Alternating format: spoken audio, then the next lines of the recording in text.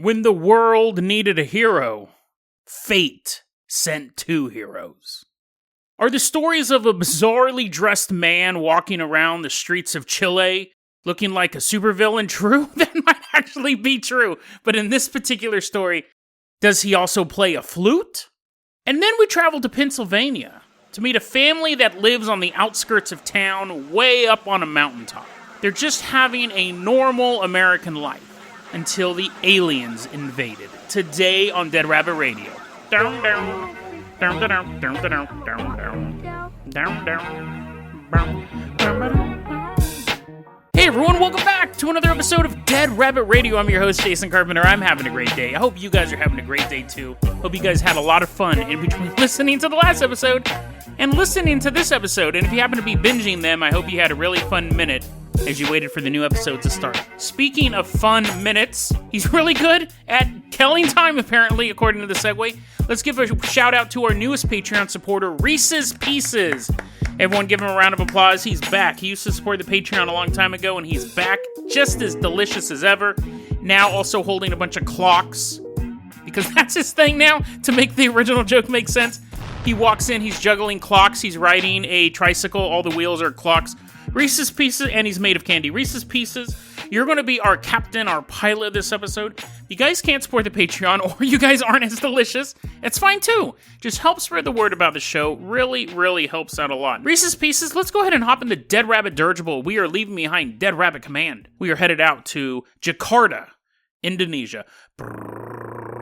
This story is fascinating to me that we're about to cover, because it's one of those things. Recently I did a story and I go, hey, it was about the Armie Hammer thing. If you didn't know, Armie Hammer, famous celebrity. He's also a cannibal, allegedly. He denies it, but his DMs seem to make it look like he's a cannibal.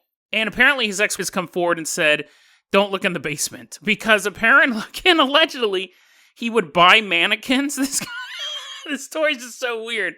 He'd buy mannequins so he could practice tying them up.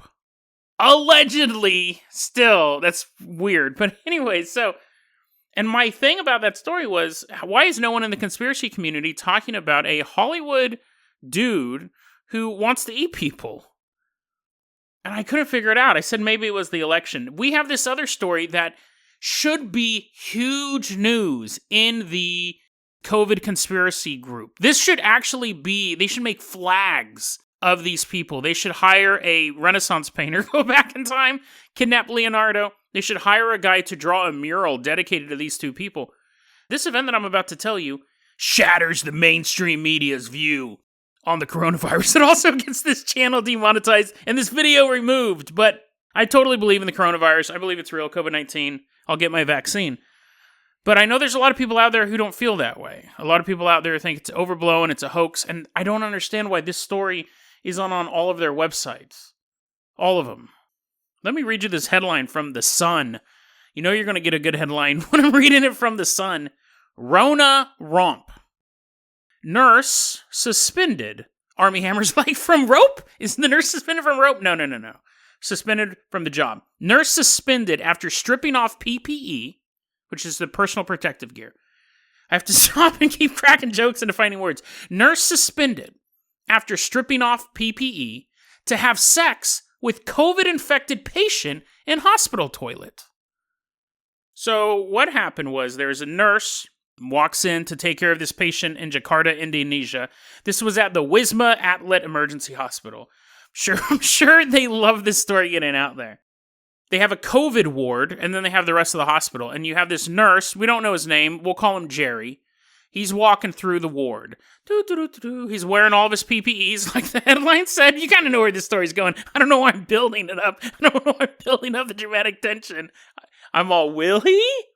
The end of the story is he bangs this dude who is a patient at the COVID facility. And the guy that he's having sex with takes photos of it. Well, it doesn't take photos of the act itself, but takes, for lack of a better term, evidence.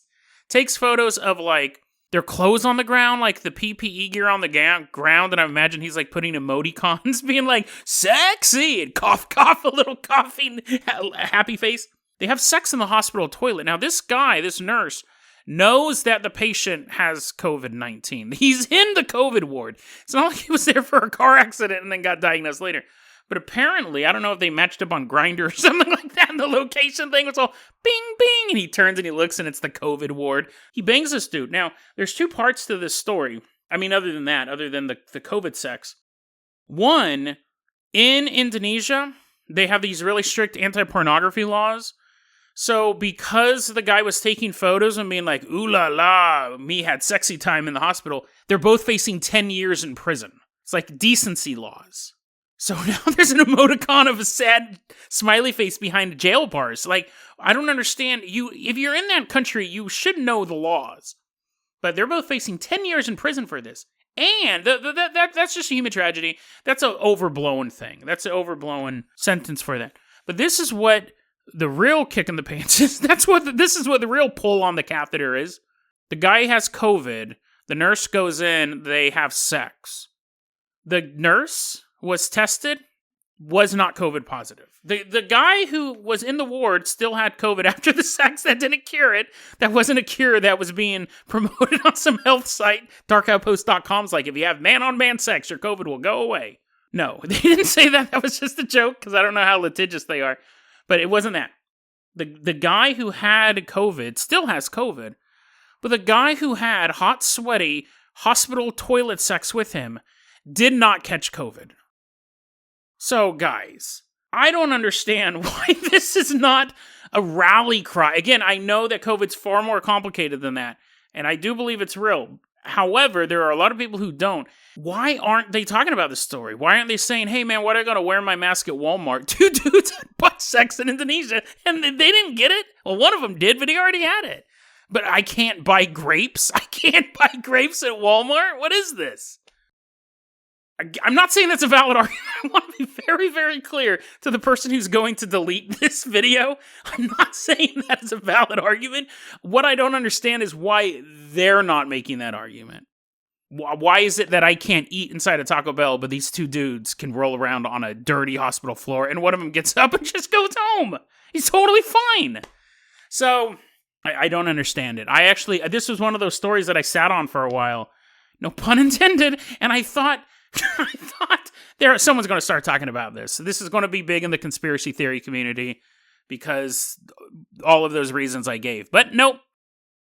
So hopefully these guys don't do 10 years. That's super stiff. Again, no pun intended. And they didn't even take photos of the sex act. It was just like photos of apparently the guy was tweeting about how big their genitals were. He was like, mine was definitely bigger. He was bragging. There was no actual sex stuff shown, but that was enough. Indonesia said, no, 10-year prison sentence for both of you. It was gross to have sex with a COVID-infected person inside of a hospital, but I don't think being gross should get you 10 years in prison. Reese's Pieces is already taken off the Dead Rabbit Dirigible. He's like, nope, get your own ride. That story was disgusting. I'm sorry I joined the Patreon again. We coax him back. We have a giant Flava Flav clock that we're going to put around his neck. Reese's Pieces, let's put you at the helm of the Dead Rabbit Dreadnought, our massive battleship. We're leaving behind the island nation of Indonesia. We are headed out to Chile. That's the boat going over the waves. Did you guys see that trailer for that new movie, Godzilla vs. Kong? So as Reese's Pieces is piloting the Dead Rabbit Dreadnought, he is taking us out to the country of Chile. Specifically, we're going to the city of Vina del Mar. It's a coastal city, so the Dead Rabbit Dreadnought pulls right up to the port. We all jump off. We're magically wearing tourist clothes. And we're going to Valparaiso. That's the commercial section of the city. So everyone get your cameras ready. Click, click. We're like, oh, look at Macy's. Click, click. Look at McDonald's. I'm running in there. I'm eating food. We're having a good time at Valparaiso. But then we hear a do do do do do do do do do do, and we all kind of turn around at the same time. Do do do do do do do boop boop boop. I don't think he's a scat man, but we hear a song being played on a recorder. Do boo do do do do do do do. We turn around and we're looking for the sound of a recorder, and we see it. It's a man playing a recorder. Like, that's not mystery at all. Usually there's people playing recorders. Aha, but hold on. This man looks like a supervillain. a really, really, really low budget supervillain.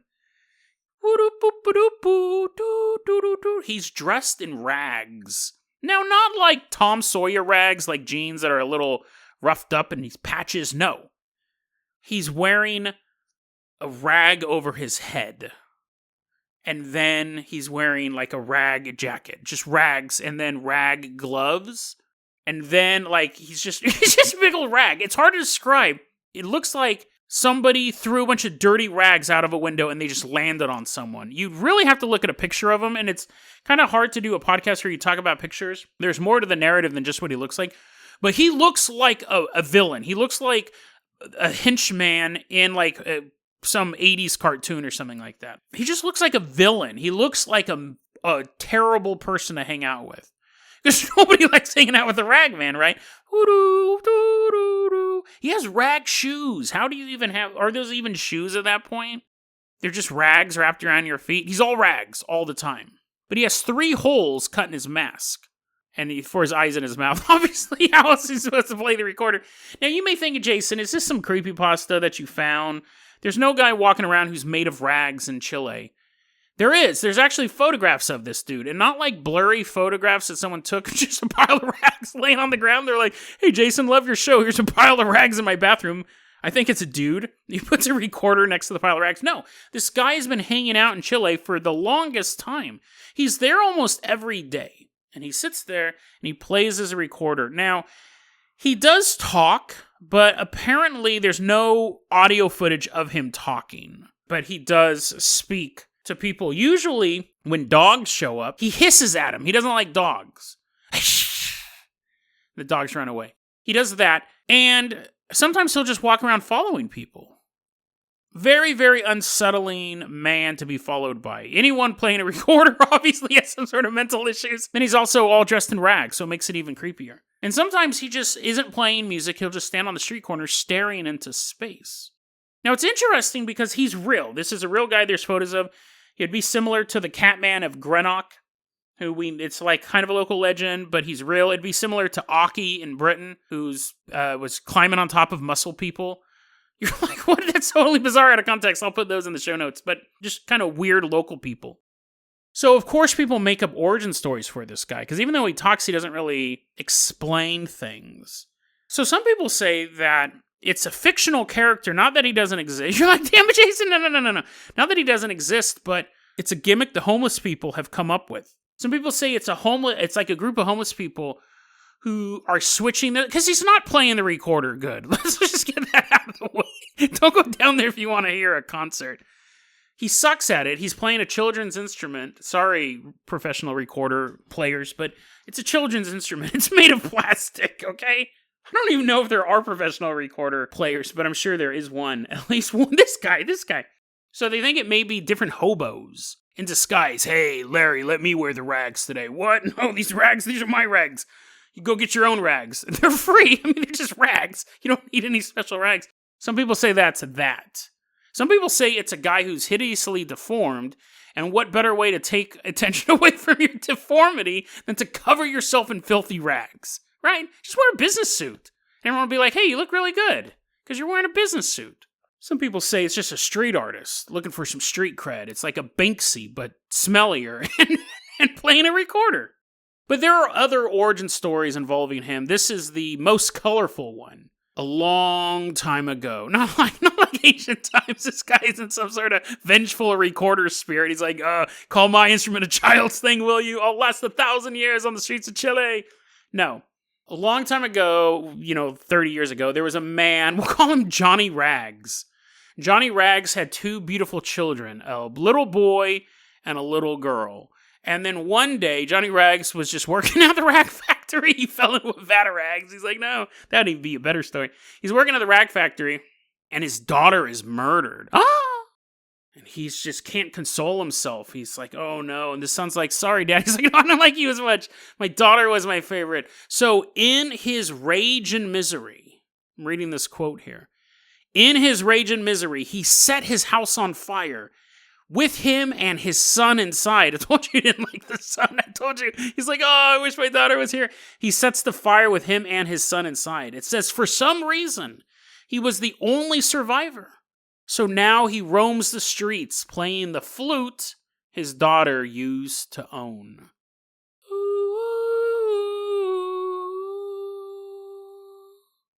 So, to be fair, I didn't look up structure fires in that city in Chile from 1972 to 2012. I didn't verify that. I'm sure some houses burned down, and I'm sure people were burnt up in them. And people go, you're like, Jason, you just cracking all these jokes, and you're saying now it might be true. Well, I'm sure that chain of events happened, but we don't know if this guy is actually that dude. We don't know. It's probably not true. Now, to be fair, they do say that the recorder is a popular instrument in Chile for kids to play, and also in America.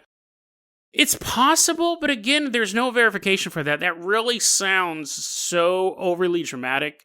First off, he'd be in jail, right? You can't set your house on fire because you're boo-hoo-hooing it, and you kill your son, and then you get all horribly burned. Actually, it doesn't even say that in there. It just says he set the house on fire with him and his son inside, and then he was the only survivor. Did his just clothes get burned? And he's like, ooh, slightly singed pants. I'm going to become a crazy homeless person. Whereas the implication he got horribly burned? But anyways, he'd be in jail. He'd be in jail for that. So I think that's made up. The guy's real. But I think what we see so often on this show, they'll have a real phenomenon and then people make up a backstory for it. I like the suggestion that the hobos are using this as a gimmick and they're alternating it. Because that's pretty snazzy, right? They just have one suit of rags. Do you know how smelly that would be? Multiple hobos wearing the same clothes. I think that's the most likely scenario. But if you live in Chile, you are allowed, I'm giving you permission, find this guy. He's still doing it, apparently. I don't know if he's doing it this minute, but when I researched this story a couple months ago, he was still out there playing the recorder. So if you're ever in Chile and you hear the sound of a recorder, and you look around and there's no kids to be found, keep looking. Keep looking. If anyone asks, say, I'm looking for kids. And they're like, what? You lunatic? But if you don't find any kids, you might run into a man wearing rags. And if so, just ask him, did you murder your son? And he'll either beat you to death, or, dude, what if he bites you? You're like, no, and then your skin becomes rags. And then he gives you a recorder too. He has a brand new one he bought from Walmart. You're like, oh man. And then you have to stand on the street corner and go, doo. And then he makes you find your own corner because that's his city. He gets that money. Don't get bit by the rag man of Chile. Reese's Pieces is like, I wasn't even planning on going there to get bitten by the rag man of Chile. Reese's Pieces, I'm going to toss you the keys to the Carpenter copter. We're leaving behind this town. We've lost a couple of loyal Dead Rabbit listeners. They're now rag people. We're not letting them back on the copter. They're like, trying to grab on. Take up, go. Get the Carpenter copter out of here. We are leaving behind our loyal listeners. But by the time we make it to our new destination, they're cured, and I sent them tickets. They can just fly coach on an airplane. They've come to join us. I'm not going to leave. No rag left behind. But you can't fly with me. We're now in Williamsport, Pennsylvania. It's June 22nd, 1972. Land that Carpenter copter. We're on a mountaintop. So apparently there's a mountaintop on the outskirts of Williamsport, and there lives a family of 4. You got a mom and a dad and 2 boys. The youngest kid, we're going to call him Billy. He's the narrator of this story. He's sitting there. It's 1972, so he's probably playing with Howdy Doody or something stupid. And his older brother, Nick, is outside with a shotgun. I got one, Dad, Nick says. 2 more for the kitchen. Billy's like, what? What's going on there? Nick is out there. This is dope. I wish I could do this. Nick is out there with a shotgun shooting bats, dude. You know how hard it would be to shoot a bat? Like, those dudes must be hella hard to hit because their wings are so tiny. Plus, they suck your blood and turn into Dracula. You'd have to use wooden bullets. Like, it'd be an adventure to have to go out. And to be fair, I don't think they were eating them. I don't know where the two for the kitchen came from. They're not hillbillies. They live on a mountaintop, so they're mountain billies. But he's shooting bats. And then The family goes, he's going to make us eat bats again? That lunatic? What's he thinking? We don't eat bats. He keeps saying 2 more for the kitchen. We have food. We have a Kroger nearby. We go to the supermarket. Then they hear Nick screaming for help. Guys, get out here, get out here. They think Dracula has come back. The family runs outside, and they see Nick standing there with the shotgun, and they see a cigar-shaped object flying through the clouds. Now, it's moving very slow for a UFO. They estimate it's between 5 to 10 miles per hour. It's 30 to 40 feet long, but only 8 feet in diameter. And, they just kind of shrug their shoulders like, that was weird, right? Now, they are all heavily armed. At any point, they probably could have went out there, but I think the dad was probably like, now, kids, that's probably not a good idea. It's probably some sort of extraterrestrial intelligence. Let's not go out there.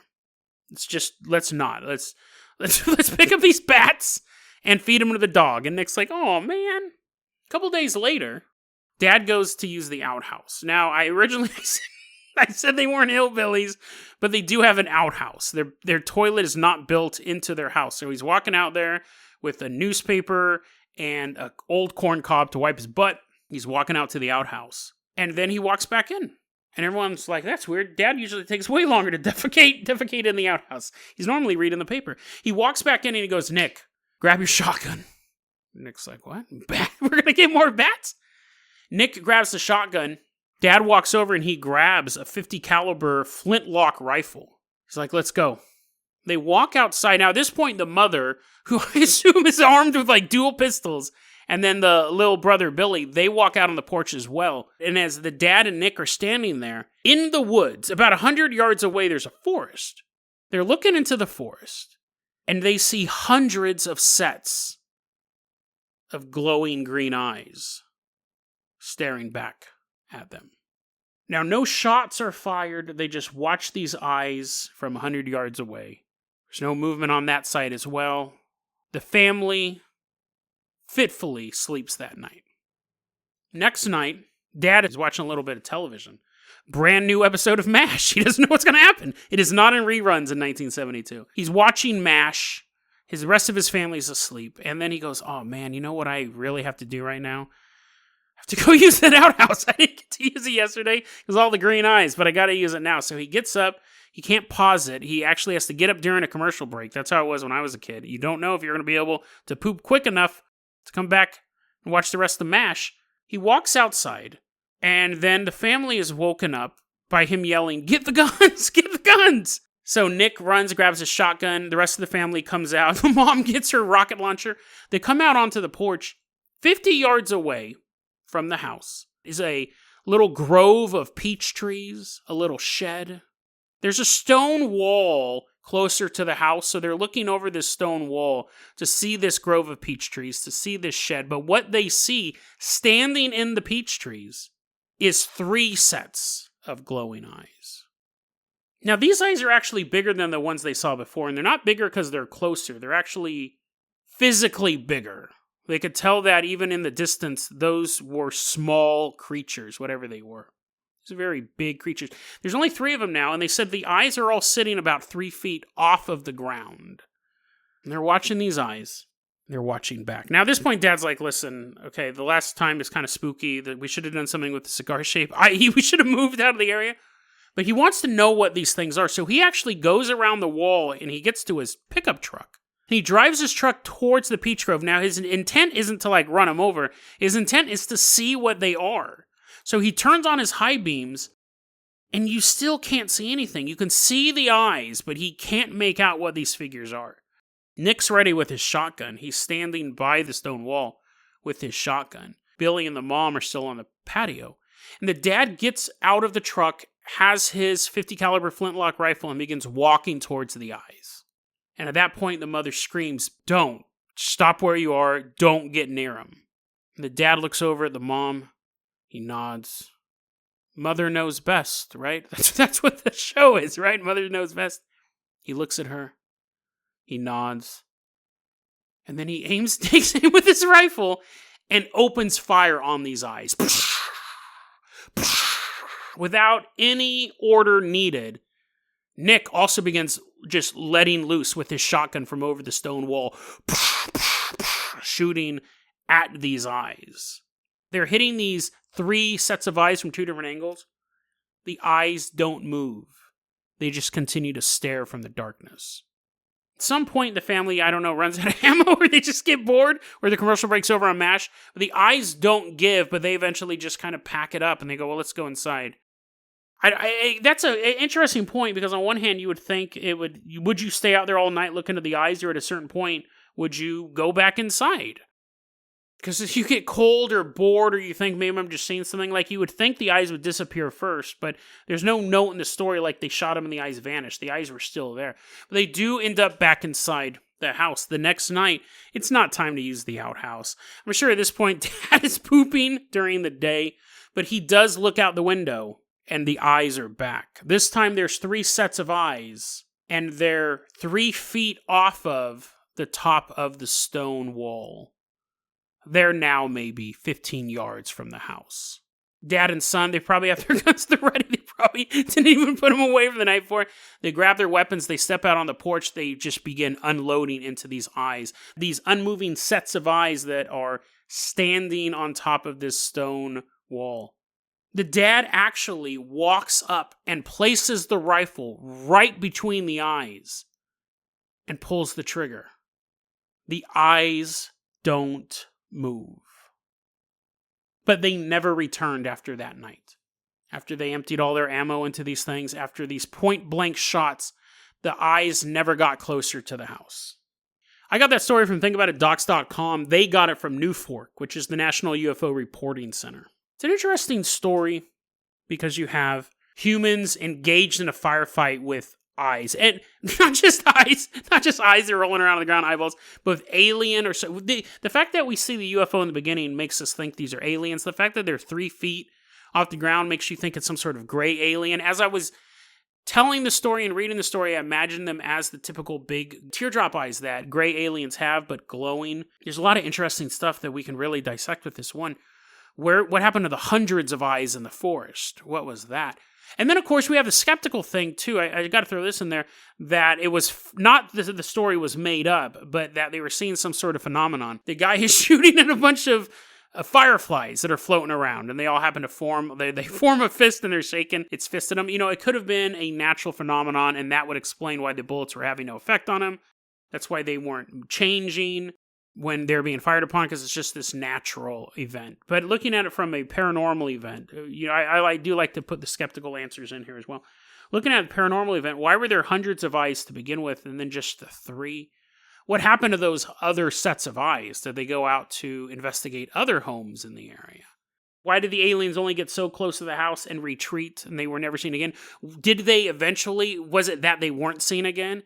It was that the next time they were looking out their windows and they go, we haven't seen those eyes in a couple days. But they don't realize these creatures are in the house, underneath the stairs, underneath the bed. They're basically the boogeyman. Every alien just wants to come down and be the boogeyman in your house. Grab your ankles as you're walking down the stairs in your basement. But I think it's a fascinating story because it gives us an insight to something. We'll wrap it up like this. All that Dad really wanted to do was protect his family and protect his land.